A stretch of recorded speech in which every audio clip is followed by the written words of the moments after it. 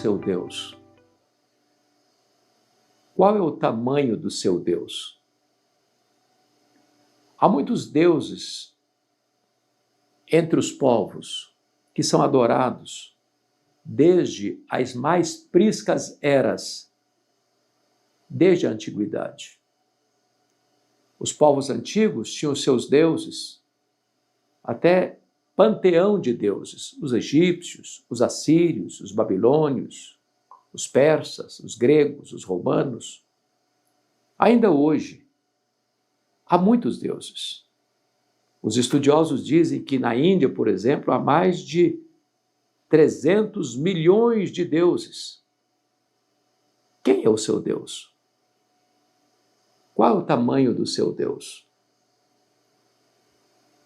É claro que só existe um Deus vivo e verdadeiro, autoexistente, infinito, imenso, eterno, imutável, onipotente, onipresente, onisciente, transcendente, soberano.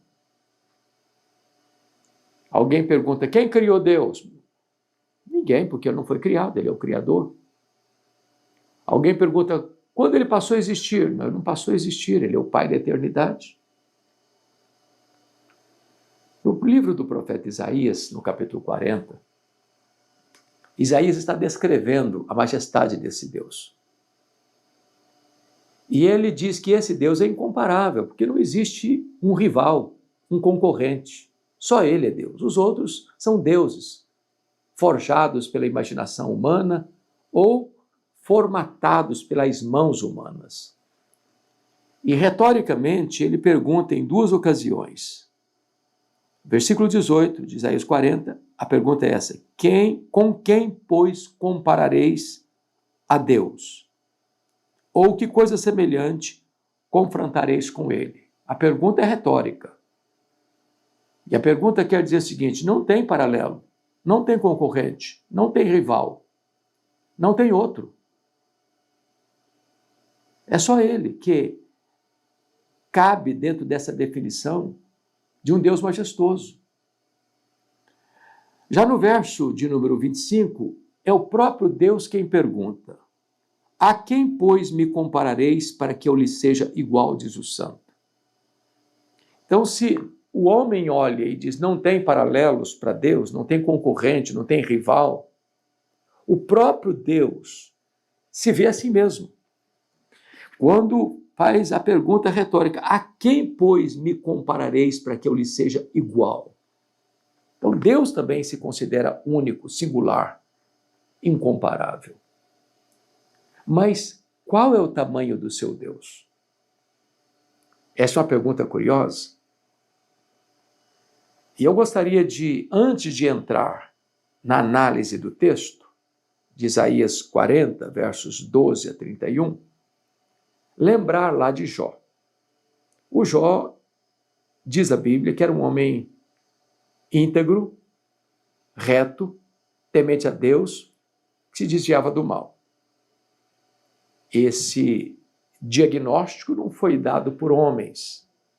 Foi o próprio Deus quem disse isso a seu respeito. Deus não tem uma opinião, Deus tem um diagnóstico. Este homem foi provado duramente nas áreas mais importantes da vida. Vida financeira, os filhos, a saúde, o casamento, as amizades. Mas nunca abriu sua boca para blasfemar contra Deus. A prova foi grande, mas ele, do miolo da crise, disse: eu sei que o meu Redentor vive. E por fim se levantará. Esse Deus pode inspirar canções de louvor nas noites escuras. Então Deus revela-se a Jó de uma maneira grandiosa, despejando sobre ele catadupas, torrentes da sua grandeza, da sua majestade, fazendo-lhe 70 perguntas retóricas. Onde estavas tu, Jó, quando eu lançava os fundamentos da terra? Onde estavas tu quando eu espalhava as estrelas no firmamento? Onde estavas tu quando eu cercava as águas do mar para que elas não invadissem a terra? E Deus foi mostrando, e mostrando, e mostrando a sua grandeza para Jó. E então Jó, diante desta grandeza insondável e incomparável de Deus, afirmou: agora eu sei que tudo podes, e nenhum dos teus desígnios pode ser frustrado. Ele compreende que Deus tem um propósito, que Deus tem todo o poder. Para ele, não há impossíveis. Isso sugere a nós a pergunta: qual é o tamanho do seu Deus? Então, me permita ilustrar de maneira simples, bem simplória até. Um pai caminhava com seu filho de 4 anos, segurando-o pela mão, pela rua fora. Quando, de repente, o menino faz uma pergunta inusitada para o pai: papai, qual é o tamanho de Deus? O pai ficou em silêncio, porque não tinha uma resposta pronta para um menino de 4 anos. De repente, o pai escuta os roncos das turbinas de um avião supersônico voando nas alturas. O pai teve um insight e disse: filho, olha para cima. O menino olhou, o pai perguntou: está vendo aquele avião? Sim, estou vendo. Qual o tamanho daquele avião, meu filho?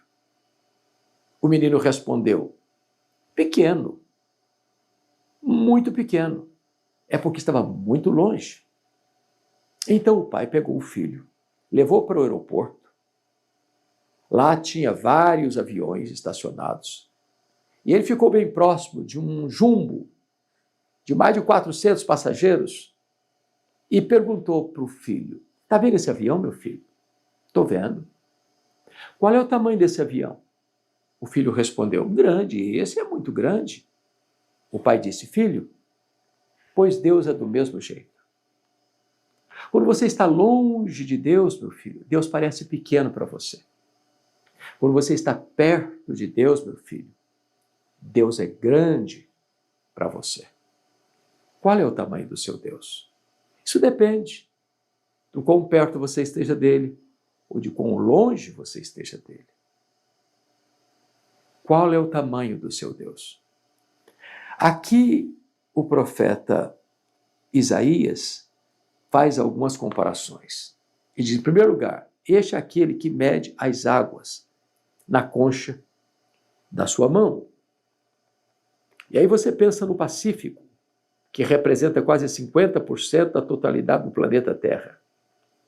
Você pensa no Atlântico, você pensa no Índico, você pensa no Ártico, no Antártico, você pensa no Mediterrâneo, nos mares, nos rios, nas fontes. Ele mede as águas na concha da sua mão.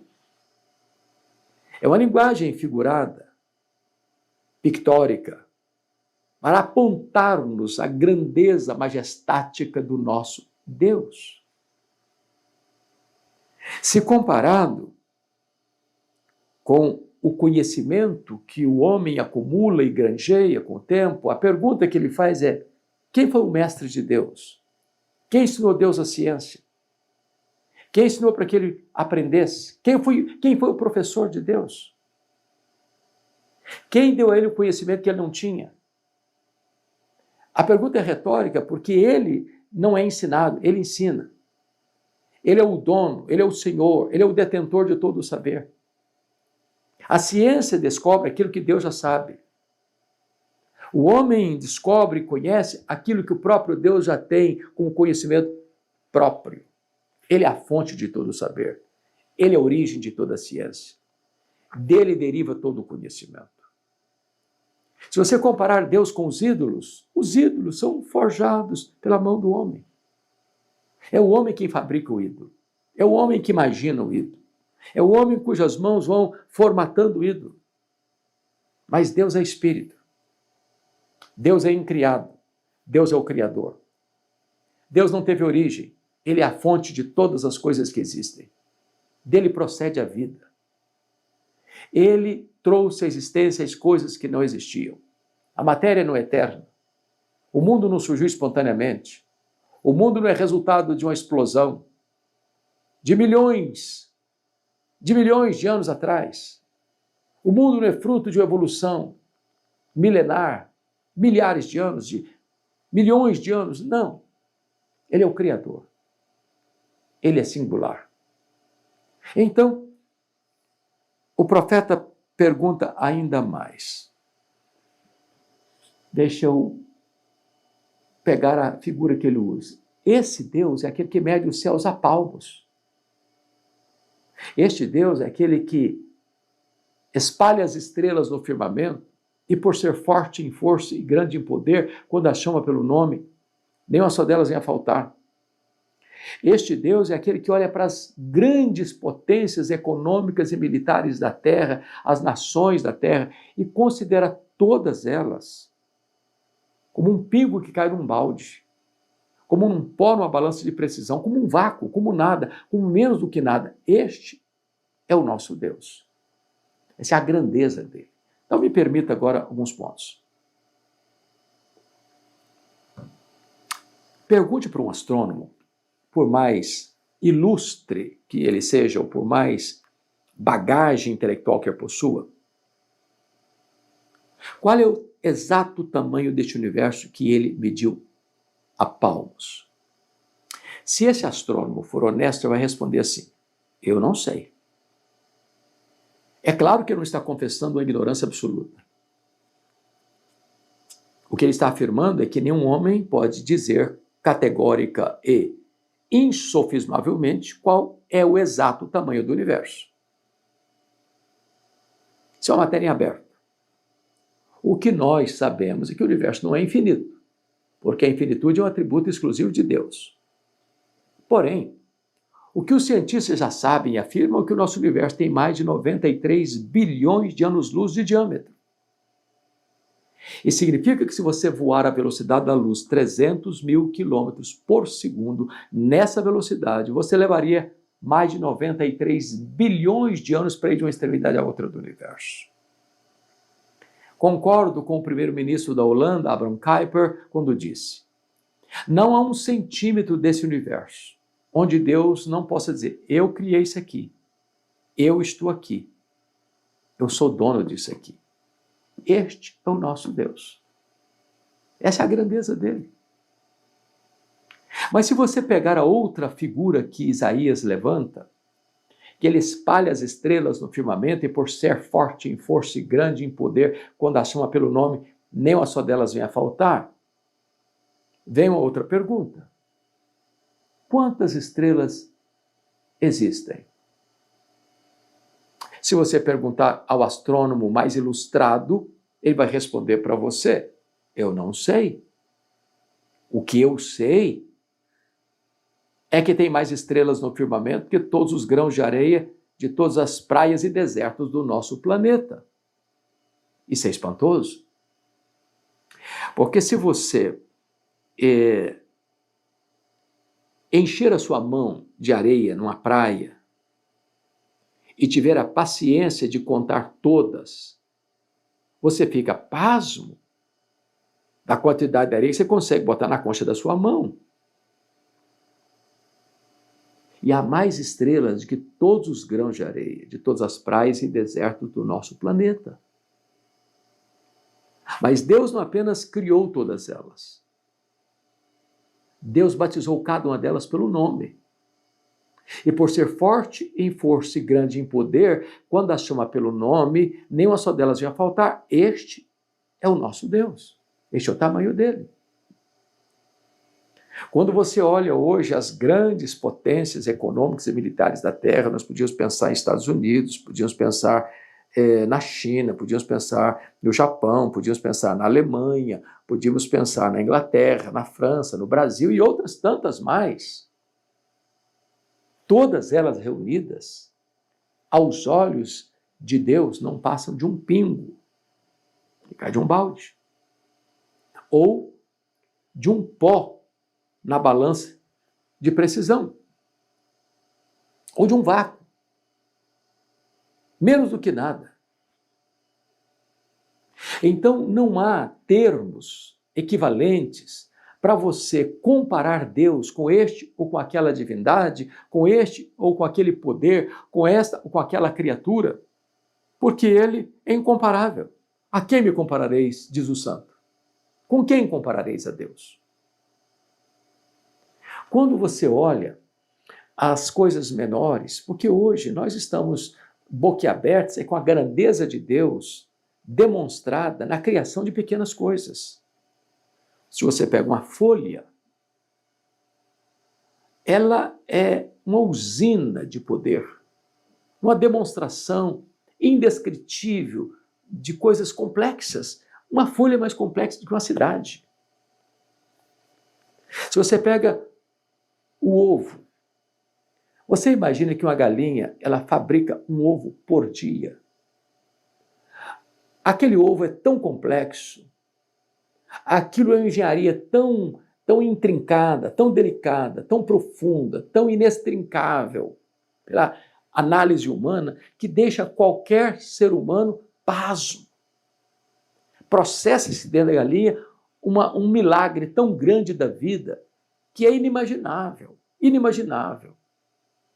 Depois que o ovo está pronto, vem toda uma cobertura de proteção que é preciso ter muito conhecimento para realizar esse processo na vida fora do corpo de uma galinha.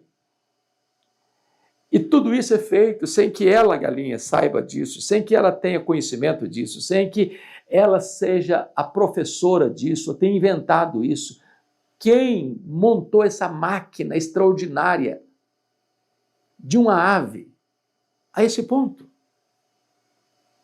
Você pega as aves migratórias que se preparam para voos de mais de 4.000 quilômetros. E na véspera desta viagem, o corpo dessa ave, a metade do corpo vira gordura, vira combustível, vira ferramenta para ele voar, sem que é preciso pousar para se alimentar. Quem inventou essa máquina? Em que escola essas aves migratórias aprenderam a voar e ter tanta energia para voar? Você pega as profundezas dos mares, você sabe que nas camadas abissais de Mariana, a região mais profunda do Oceano Pacífico, você tem mais de 11.000 metros de profundidade. Se você botasse para dentro do mar o Monte Everest, ainda teria mais 3.000 quilômetros. Ainda, ou seja, há abismos mais profundos do que os montes mais altos do planeta Terra. E nas camadas abissais dos oceanos, onde a luz solar não chega para produzir a fotossíntese, tem plantas. Como? É que lá nas camadas abissais tem peixes que emitem ondas de calor, de luz, produzindo a fotossíntese. Quem produziu isso? O nosso olho, segundo John Wilson, melhor dizendo, que é catedrático de Harvard, diz que cada olho nosso tem mais de 10 milhões de fios duplos encapados. Algo fantástico, algo sublime. E você percebe que quando há a junção do espermatozoide com o óvulo, começa ali a vida, na concepção. E aquele ser que não pode ser visto a olho nu, já tem dentro de si todo o potencial da vida, que se desenvolve, que se desenrola, com seus órgãos internos, com seus membros externos, de uma maneira tão milagrosa, tão linda, tão fantástica, tão extraordinária. E ali está se formando o coração, o pulmão, os pulmões, os rins. Ali está se formando os órgãos, os olhos, os ouvidos, a boca. Você sabe que dentro do seu ouvido tem cristais que não podem ser vistos, às vezes, a olho nu, que mantém você de pé, senão você não teria direção, saber para onde vai. Quem montou essa máquina tão fantástica, tão extraordinária? O Dr. Marshall Nirenberg descobriu que você e eu temos mais de 60 trilhões de células vivas em nosso corpo. Em cada uma delas, 1,70 m de fita DNA, onde estão gravados e computadorizados todos os nossos dados genéticos, a cor dos nossos olhos, a cor da nossa pele, o nosso temperamento. Se você espicha a fita DNA do seu corpo, você tem 102 trilhões de metros de fita DNA, você tem 102 bilhões de quilômetros de fita DNA, dá para dar diversas voltas no sistema planetário. Quem criou tudo isso?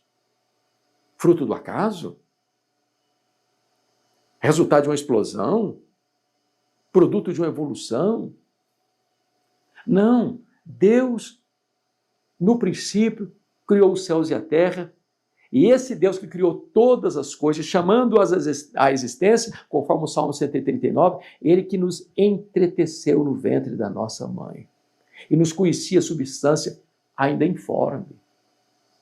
Então, não é possível você olhar para a natureza, não é impossível você olhar para o corpo humano, não é impossível você olhar para os mares, não é possível você olhar para os astros, não é possível você olhar para a natureza, enfim, sem ver as mãos do Criador, a sabedoria dele e o poder dele.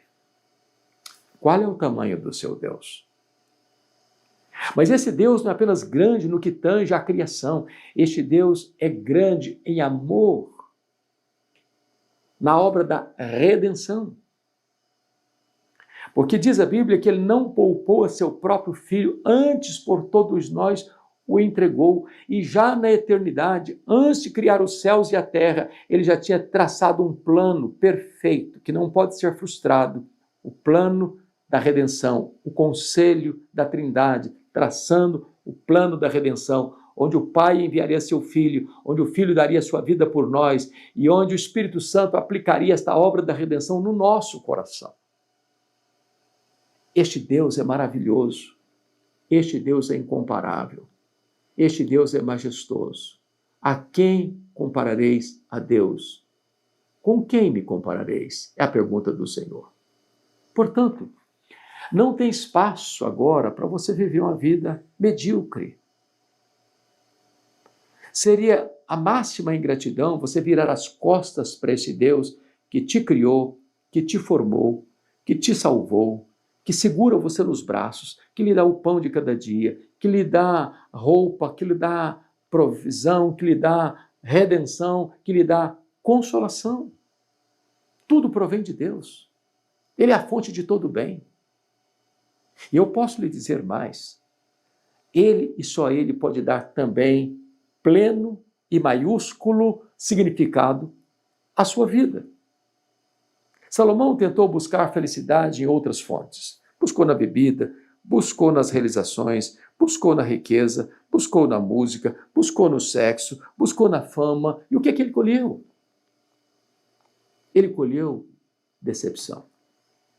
Tudo de si não passa de vaidade. Bolha de sabão, névoa, neblina, não tem consistência.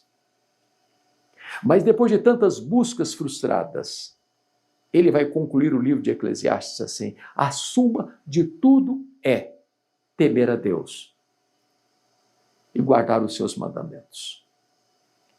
Esse Deus, embora tão majestoso, que habita no alto e sublime trono, habita também com abatido e contrito de coração.